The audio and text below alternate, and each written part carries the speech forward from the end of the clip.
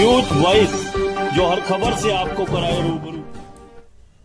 आखिर यह कैसी विडंबना है कि एक और सरकार कर्मचारियों के उत्थान की बात करती है और उनके लिए नई नई योजनाएं लाकर उन्हें स्वावलंबी बनाना चाहती है, लेकिन उसी सरकार का एक विभाग सरकार की योजनाओं को पलीता लगाने का काम कर रहा है। दरअसल साल 2010 में रेवाड़ी जिला के औद्योगिक कस्बा बावल में यहाँ की औद्योगिक इकाइयों में काम करने वाले उन कर्मचारियों के लिए हाउसिंग बोर्ड ने एक योजना के तहत 7.5 लाख रुपए कीमत वाले 1 BHK फ्लैट्स उपलब्ध करवाए थे, लेकिन विभाग की कुछ खामियों के चलते कर्मचारियों को पोजीशन देने से पहले ही यह मामला अदालत में पहुंच गया और ड्रा भी नहीं हो पाया, जबकि विभाग ने अलॉटियों से पहली किस्त के रूप में 1,08,000 रुपए भी जमा करवा लिए। इसके बाद साल 2015 व साल 2017 में 2 बार फिर ड्रा करने से पूर्व कैंसिल हो गया। आखिर जनवरी 2019 में अदालत ने विभाग को आदेश दिया कि अलॉटियों को फ्लैट्स की पोजीशन दी जाए, जिसके बाद विभाग ने अलॉटियों को एक नोटिस जारी किया जिसमें स्पष्ट लिखा है कि अब उन्हें इस फ्लैट की कीमत 18,40,000 देनी होगी और यह भी स्पष्ट किया है कि उन्हें इसकी दूसरी किस्त 1 महीने में जमा करवानी होगी, वरना उन्हें मिलने वाले फ्लैट्स रद्द कर दिए जाएंगे। इस नोटिस के बाद से अलॉटियों में विभाग के प्रति रोष है। इनका कहना है कि ये फ्लैट्स साल 2011 में बनकर तैयार हो गए थे, जिनकी कीमत 7.5 लाख रुपए रखी गई थी और यह कीमत 18 लाख से अधिक मांगी जा रही है, जबकि इन फ्लैट्स हालत अब इतनी जर्जर हो गई है कि उन्हें कोई 5 लाख रुपए में भी नहीं लेगा। तस्वीरों में आप खुद देख सकते हैं कि फ्लैट्स में जगह जगह दरारें पड़ गई हैं, दरवाजे दीमक के कारण खुल नहीं रहे हैं, क्वार्टरों की छतों पर मकड़ी व मक्खियों के जाले लगे हैं। इतना ही नहीं, छत पर लगा पानी की टंकियों के ढक्कन तक से गायब हो चले हैं। ऐसे में आखिर यहाँ कोई कैसे रह सकता है? उन्होंने विभाग के खिलाफ जमकर नारेबाजी करते हुए चेतावनी दी है कि अगर विभाग ने उनके साथ धोखा किया है, वे विभाग द्वारा पहले तय की गई राशि 7.5 लाख रुपए से अधिक नहीं दे सकते। यदि इन्हें पुरानी किस्त पर पोजीशन नहीं मिलती है तो विभाग के खिलाफ कहीं भी जाने से गुरेज नहीं करेंगे। इसे लेकर अब तक वे कई बार विभाग के चक्कर भी काट चुके हैं, लेकिन यहाँ उनकी सुनने वाला शायद कोई नहीं है। आखिर वे जाएं तो जाएं कहां? इसे लेकर जब हमारे संवाददाता ने कई बार हाउसिंग बोर्ड के स्टेट मैनेजर से उनका पक्ष जानने के लिए उनके दफ्तर जाकर बात करने की कोशिश की, लेकिन साहब के दर्शन नहीं हुए। अब देखना होगा कि विभाग और सरकार इस मामले में क्या संज्ञान लेती है। क्या अलॉटियों को फ्लैट्स उपलब्ध हो पाएंगे या फिर इसी तरह उन्हें चक्कर काटने को विवश होना पड़ेगा?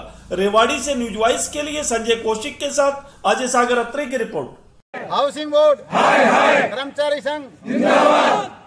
हाउसिंग बोर्ड हाय हाय, हाउसिंग बोर्ड हाय हाय, हाउसिंग बोर्ड हाय हाय, हाउसिंग बोर्ड हाय हाय। हाउसिंग बोर्ड ने निम्न वर्ग के इंडस्ट्रियल वर्कर के लिए कुछ फ्लैट्स निकाले थे जो कि बावल में स्थित है। ये फ्लैट्स 1 रूम का है। इसकी जो एरिया है वो लगभग 45 स्क्वायर फीट का है। इसकी कीमत निकालते वक्त 7,20,000 रखी गई थी। उस समय ये सोचा गया था कि भाई ये हमारे उसमें आय के उसमें आता है तो हम इसको अफोर्ड कर सकते हैं और ले सकते हैं, लेकिन कुछ समय बाद जब इसके लिए वो निकाली गई तो एक किस्त के रूप में एक लेटर आया जिसमें 1,08,000 रुपए देने के लिए हाउसिंग बोर्ड ने बोला। हमने 1,08,000 रुपए 7,20,000 की कीमत मान करके वो किस्त दी गई। इसके दौरान ये पता लगा कि हाउसिंग बोर्ड ने ये ड्रा किसी निम्न जो कानून है उसके तहत नहीं निकाला और हाउसिंग बोर्ड की गलती के कारण ये गलत उसमें चला गया और ये कैंसिल हो गया। उसके बाद हमारे पैसे करीब 4 साल तक हाउसिंग बोर्ड में जमा रहा। दूसरा केस चलता रहा और इसके बारे में दूसरा ड्रा निकालने का एडवर्टाइजमेंट आया। दूसरा एडवर्टाइजमेंट में उसके बाद ये बोला गया कि भाई अब आपको ये फ्लैट दिए जाएंगे, लेकिन हुआ ये कि हमारा 1,08,000 रुपया बगैर ब्याज के और हमें लौटा दिया गया और 4 साल तक उसका कोई ब्याज भी नहीं मिला। बाद में फिर ड्रा निकाला, फिर भी हाउसिंग बोर्ड की कुछ गलती के कारण ये ड्रा भी कैंसिल हो गया, क्योंकि इसमें एक अदर पार्टी भी थी जिसका केस चल रहा था, उसको इंक्लूड नहीं करने की वजह से ये ड्रा भी सेकंड कैंसिल हो गया। फिर इस पे केस चलता रहा और निकलने के बाद फिर इसका तीसरा ड्रा निकाला गया, जिसके अंदर हमको सक्सेसफुल आदमियों को ये देने के लिए अलॉटमेंट लेटर दिया। अलॉटमेंट लेटर में एक जो कीमत 7,20,000 रुपए 2010 में तय करी थी हाउसिंग बोर्ड ने, उसको 18 लाख समथिंग ये मांगी गई, जो कि इंडस्ट्रियल वर्कर जिसकी सैलरी स्लिप उस समय हाउसिंग बोर्ड ने मांगी थी, वो भी साइन करके उसके अंदर जमा है, उस बेस के ऊपर नहीं दिया गया और 18,20,000 इसकी कीमत रख करके और अलॉटमेंट लेटर हमने 10 में बने हुए थे, तब 7,20,000 में हमारा सौदा हुआ था इससे हाउसिंग बोर्ड से, और इनको बने हुए करीबन 10 साल हो चुके हैं और सारा फ्लैट टूटा फूटा है और हमारे से अब 18 लाख 18.5 लाख रुपए लिए जा रहे हैं। हम मजदूर आदमी हैं, कंपनियों में काम करते हैं, किराए के मकानों में रहते हैं। तो लेकर सर ये जो हमने जब फॉर्म भरे थे 2010 में, इनकी कीमत जो है हाउसिंग बोर्ड ने 7,20,000 रुपये डिसाइडेड की थी, लेकिन उसका हमने 2010 से इस पे बार में केस चलते रहे। वो हाउसिंग बोर्ड की गलती की वजह से वो ड्रॉ में गलती रही क्या रही उनकी, लेकिन अब इसका जो हम 10% पहले हमने जो भरा था 72,000 रुपये, उसके बाद हमें जो है 15% 1,08,000 रुपये हमारे से उसने हाउसिंग बोर्ड ने दोबारा भरवाया। अभी जो लेटर आया हुआ सितंबर में, अब इसकी जो हमारे पास है जो अभी दोबारा फिर लेटर दिया हाउसिंग बोर्ड ने, उसकी कीमत 18 से 19 लाख रुपए जो डिसाइडेड उन्होंने की है।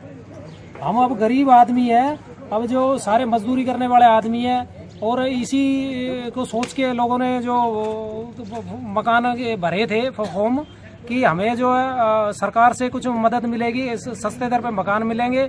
लेकिन अब इसमें कोई, वैसे तो जो ये गवर्नमेंट कहती है, भाजपा सरकार कहती है कि भी हमें जो गरीबों को जो सस्ते दाम पे मकान प्रोवाइड कराएंगे, लेकिन ये तो लोगों को लूटा जा रहा है। अब इसमें जो गरीब आदमी है 15 हज़ार रुपये कमाने वाला, वो 18 लाख रुपए कहाँ से भरेगा। अच्छा, उसके बाद भी जो है 10 से 15 साल की किस्त है, 11 हज़ार रुपये किस्त है, जो लोग अपने बच्चों को पालेंगे, खाना खाएंगे या इस मकानों में ही लगा देंगे। 2010 में जब ये फ्लैट हाउसिंग बोर्ड हरियाणा के द्वारा लॉन्च करे गए थे, तो उस समय ये औद्योगिक जो श्रमिक थे, निम्न आय वर्ग के औद्योगिक श्रमिकों के लिए लॉन्च करे गए थे। लेकिन इसके लॉन्च से ही इसमें समस्याएं आनी शुरू हुई और हाउसिंग बोर्ड की गलतियों के ऊपर गलतियां करता गया और ये कोर्ट के पेंडिंग चले गए सारे के सारे। इसके बाद हाई कोर्ट, सुप्रीम कोर्ट 3 बार इसके ड्रा हुए हैं, तीनों बार हाउसिंग बोर्ड के इशू रहे हैं इसमें। ठीक है, हाउसिंग बोर्ड के किसी भी जिम्मेदार अथॉरिटी ने उसमें कोई दंडित नहीं हुआ है। इसमें सिर्फ जो समस्याएं आई हैं उसकी वजह से दंडित हुआ है, तो जो निम्न आय वर्ग का जो औद्योगिक श्रमिक था वो दंडित हुआ है इसमें। और इस पूरे प्रकरण में आज तक, जब तक ये लॉन्च हुआ है, उससे तीनों बार जब भी हाउसिंग बोर्ड ने अपने अलॉटमेंट अमाउंट मांगी है, उस टाइम तक भी इन्होंने कभी भी इस बढ़ी हुई राशि का जिक्र नहीं किया था। लेकिन एकदम से जब पोजीशन देने का समय आया है, उस समय ये 7,20,000 से बढ़ा के इसकी जो कीमत है वो 17.5-18 लाख रुपए कर दी गई है। ये हमने ये क्वार्टर 2010 में अप्लाई करे थे हाउसिंग बोर्ड के अंदर। हाउसिंग बोर्ड के अंदर 2010 में ड्रॉ हुआ, उसके बाद हम लोगों ने 1.5 लाख रुपए भर दिए, 25% पैसे भर दिए हैं। किसी कारणवश हाउसिंग बोर्ड की गलती की वजह से इस पे केस हुआ है। एक केस नहीं, इसके अंदर 2, 3, 4, 5, इसके अंदर 50 केस हुए हैं अलग अलग लोगों के। इसके हाउसिंग बोर्ड को हाई कोर्ट के, सुप्रीम कोर्ट के ऑर्डर के अनुसार ड्रॉ कैंसिल करने पड़े, फिर दोबारा ड्रॉ हुआ, फिर हाउसिंग बोर्ड की गलती हो ड्रॉ करने में। 2015 में ड्रॉ होने के बाद फिर 2017 में फिर ड्रॉ करना, तीसरी बार ड्रॉ हुआ है और अभी भी इसी ड्रॉ के ऊपर केस चला हुआ है। लेकिन स्टे ब्रेक टूटने के बाद हमें हाउसिंग बोर्ड की ओर से इन्फॉर्मेशन दी गई है। 25% पैसे हम दे चुके हैं। 25% पैसे के साथ साथ इसकी कीमत 7 लाख थी, 7,20,000 रुपए थी, और अभी हमको ये फ्लैट का लेटर मिला है जिसके अंदर हमें 18.5 लाख रुपए का ये हमें लेटर मिला है। 1 BHK जो कि मात्र 60 गज का है, 60 गज के मकान की हमसे 18.5 लाख रुपए कीमत मांगी जा रही है। और साथ के साथ यदि हम प्रीमियम किस्तों में पे करते हैं तो हमको 25 से 27 लाख रुपए में पड़ रहा है। ये 7,20,000 रुपए का था और ये स्पेशल इंडस्ट्रियल वर्कर के लिए था। इंडस्ट्रियल वर्कर को जिसकी सैलरी 25,000 रुपए से कम है पर मंथ, उसके लिए बकायदा हमसे सैलरी सर्टिफिकेट लिया गया। हम फैक्ट्री के मजदूरों के साथ फैक्ट्री के मैनेजर के साइन हुए, स्टैंप हुए हैं, हमारी सैलरी का डिक्लेरेशन मांगा गया है। अब आप क्या, हम गरीब आदमी, हम किराए पे रह रहे हैं, हमें सिर्फ फ्लैट चाहिए और उसी कीमत में चाहिए जिस कीमत में हमने ये भरे हैं। आज हालात क्या हो चुकी है इतने सालों में फ्लैट्स की? इन पिछले 8 सालों से फ्लैट तैयार हैं, इनकी जर्जर हालत हो चुकी है। इनकी मुरम्मत के लिए कम से कम 1.5 से 2 लाख रुपए इसकी रिपेयर के लिए आएगा खर्चा। उनको यदि 7-20 में मिल देती है सरकार, उसके बावजूद भी हमको ये 9 से 10 लाख रुपए में पड़ेंगे जाके कहीं ना कहीं रिपेयर हमें करानी पड़ेंगी।